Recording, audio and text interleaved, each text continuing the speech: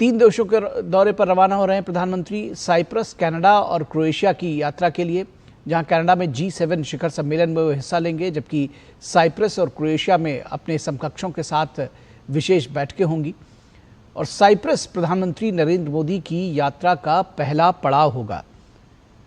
तो पहले चरण में साइप्रस पहुंचेंगे प्रधानमंत्री, कनाडा में G7 शिखर सम्मेलन में हिस्सा लेंगे और इसके बाद क्रोएशिया भी जाएंगे प्रधानमंत्री नरेंद्र मोदी। तो बेहद महत्वपूर्ण ये यात्रा है जिसके लिए रवाना हुए हैं। साइप्रस प्रधानमंत्री नरेंद्र मोदी का पहला पड़ाव होगा। यूरोपीय देशों के लिए साइप्रस एक अहम देश है और भारत के साथ साइप्रस के संबंध भी ऐतिहासिक रहे हैं। राजनयिक संबंध भी बेहद मजबूत रहे हैं साइप्रस के साथ, जहां दौरे का पहला पड़ाव प्रधानमंत्री के लिए। और ये 23 वर्षों के बाद किसी भारतीय प्रधानमंत्री की साइप्रस यात्रा हो रही है, तो इसके महत्व को भी समझा जा सकता है। साइप्रस में भारत के जो तमाम हित हैं एक दूसरे के देशों के साथ में, उसको लेकर के साइप्रस के नेताओं के साथ में, जो प्रधानमंत्री के साथ में चर्चा होगी। और भारत साइप्रस के संबंध ऐतिहासिक और राजनयिक रहे हैं। क्षेत्रीय वैश्विक कूटनीति को नया आयाम देगी प्रधानमंत्री नरेंद्र मोदी की जो ये यात्रा है। तो बेहद महत्वपूर्ण कही जा रही है ये तीन देशों की यात्रा। साइप्रस पहला पड़ाव है।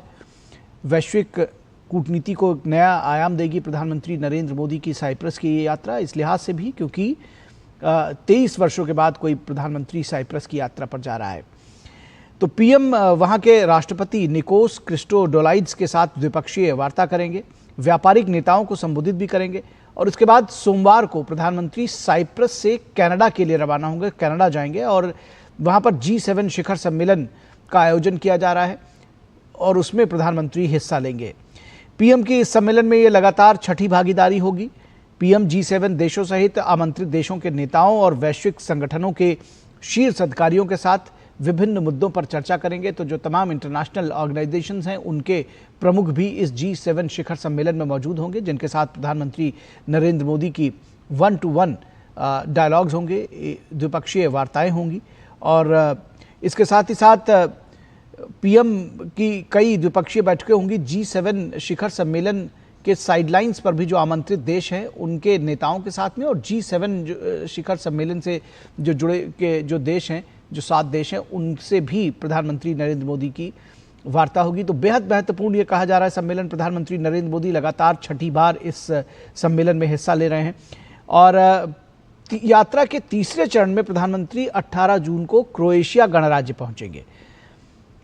किसी भारतीय प्रधानमंत्री का वहां का ये पहला आधिकारिक दौरा होगा, तो इस तरह से क्रोएशिया की जो यात्रा है उसका महत्व भी समझा जा सकता है कि क्रोएशिया की यात्रा कितनी महत्वपूर्ण है। किसी भारतीय प्रधानमंत्री का ये पहला क्रोएशिया दौरा होगा, यानी आज तक किसी भारतीय प्रधानमंत्री ने क्रोएशिया का दौरा ही नहीं किया था।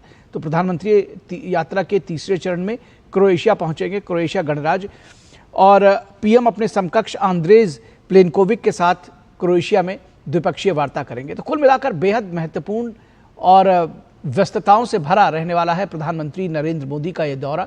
पहले साइप्रस, फिर कनाडा और अंत में क्रोएशिया का दौरा करेंगे प्रधानमंत्री।